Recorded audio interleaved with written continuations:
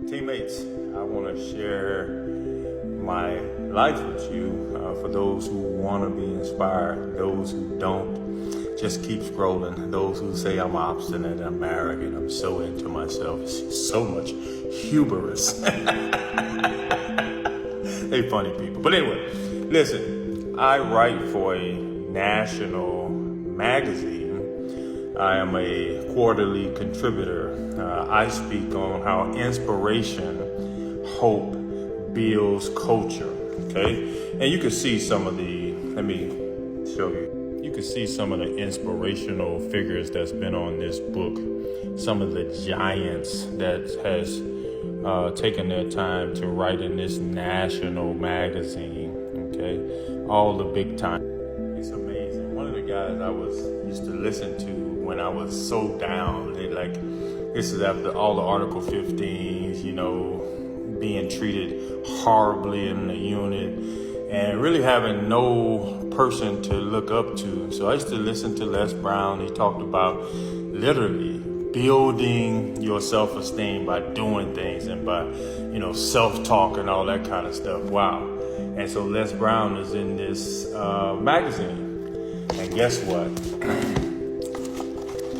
The guy that he was speaking to, that he even knew it all these years, now is in the same magazine some 20 years later. Okay, I want to read just some of the stuff that I wrote here, and I hope you're inspired by it. It says, inspiration builds culture. 5 keys to evaluate your readiness for growth.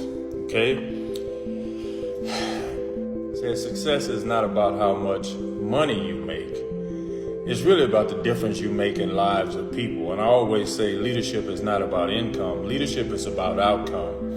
And your leadership is a sermon. Be careful how you preach it. You see, those people in our lives, you were once a younger person and you always talked about, these leaders don't do this. These leaders don't reach back. These leaders don't have timers. These leaders don't pat us on the back. Well, now guess what? You are that leader. And so now you're in your elevated position. You have your rank. You have your stature. You have whatever you have. And somebody has told you that sitting in that office, looking at those emails 50 times a day and being who you're supposed to be is the accurate way to be a leader. Well, now you have become the problem. You have become that leader who you said was detached, uninvolved, and really didn't have a place in your life. And so now, what do? I say to yourself, I say to you, be the leader that you complained about. Don't be the leader that you complained about. Be inspirational. You don't have to do magazines. You don't have to get on TikTok. You don't have to be on the internet, but you can touch people's lives. Yeah, and people are going to say, oh, no, you're a senior NCO. You probably don't want to be down there with the privates. You are a senior officer. You probably don't want to be on TikTok and the internet because we do things a certain way. No. You do things a certain way. My job is to ensure that I inspire the next generation of people. See, but that's going to take a little courage. That's going to take a little testicular fortitude. That's going to take you understanding where you come from and where you're actually trying to build leaders as juxtaposed to just passing down another set of so-called values that you really don't espouse, but you're trying to make it to the next rank so you can be further away from people. What is my message today? My message is your leadership is a sermon. Be careful how you preach it. Nobody, whether you do it the way that the traditional way is doing it, or that you do it the way that you think is innovative and creative, nobody's going to be satisfied with you. Nobody's going to like the way you do it. But that's why you're you. The very fingerprints that you have are only yours. And so I think you should put your fingerprint on your leadership style. There's no such thing as a cookie cutter leader.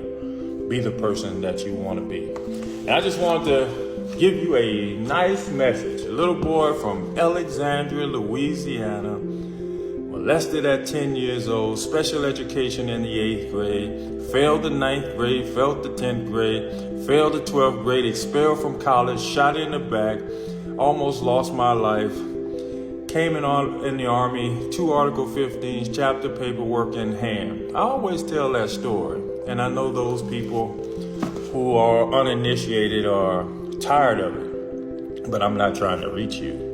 I'm trying to reach those people who live that story, those people who have that story, those people who think they can't make it. That little boy sitting before you right now with 2 PhDs and 5 master's degrees and a national contributor in a national magazine with all your icons that's been in there, and you have access to me.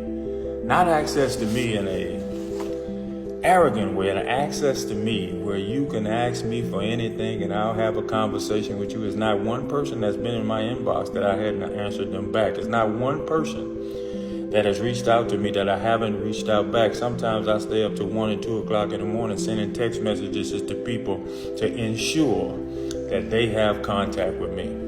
A lot of people don't like that. A lot of people think that's unseemly. A lot of people think that I shouldn't be doing that, but I don't live for them. I'm above board. I'm above reproach. I'm not doing anything bad. I'm just making sure that I'm taking care of people. My message for you is there are going to be thousands of people in this world who don't believe in you. Listen to me carefully. You should not be one of them. Check it out.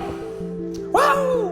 I'm young, I'm pretty, and I can't possibly be beat. The standard is the standard.